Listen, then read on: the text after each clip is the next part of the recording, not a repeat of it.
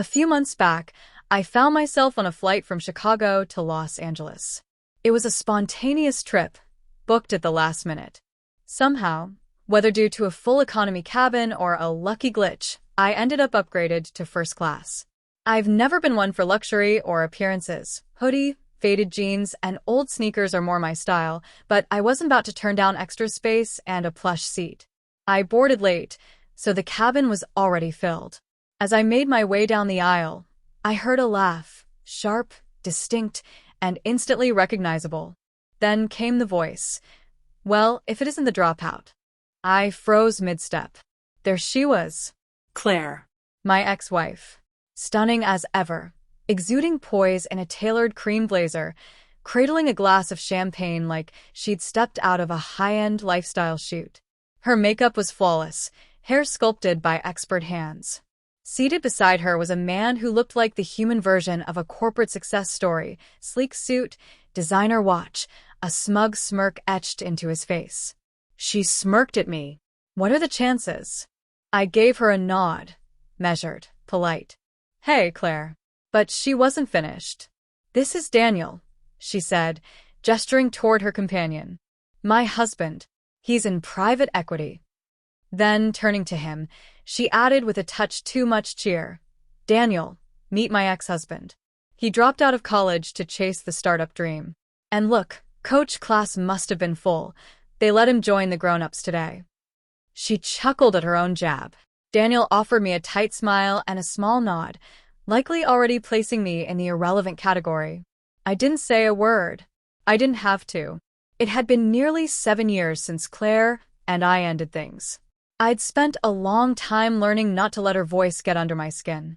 When we were together, I was neck-deep in my first startup, chaotic, broke, and unstable, with zero guarantees it would ever succeed. She used to say I was chasing illusions. Eventually, she walked away. She wanted wealth, security, a lifestyle with polish and shine. I wasn't that man, not then. I took my seat across the aisle from them, close enough to hear everything, whether I wanted to or not. Over the next hour, she dropped a few more underhanded comments, quiet enough to dodge public scrutiny, but loud enough for me to catch. Snide things like some people never grow up, or entrepreneur must be a nice word for unemployed. I kept my expression unreadable.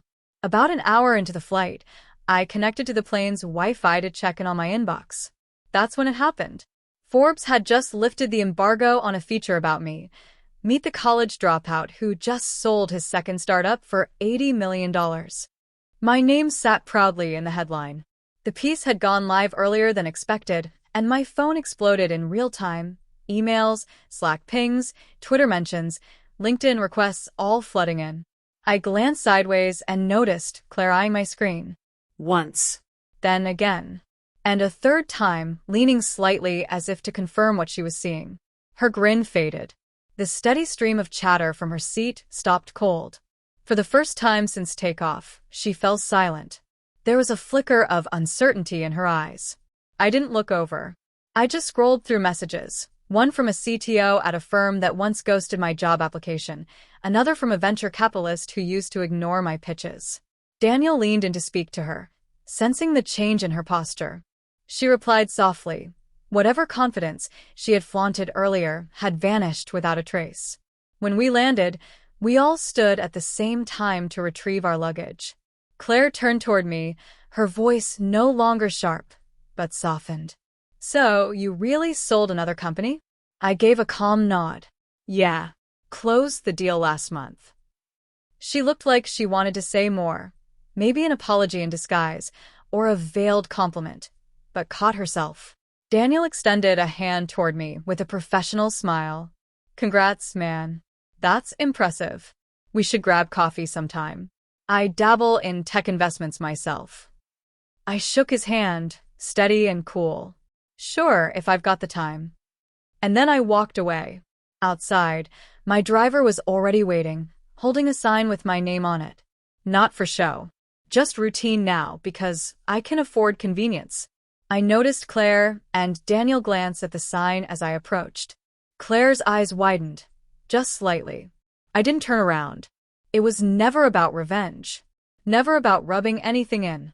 But that moment felt incredibly satisfying.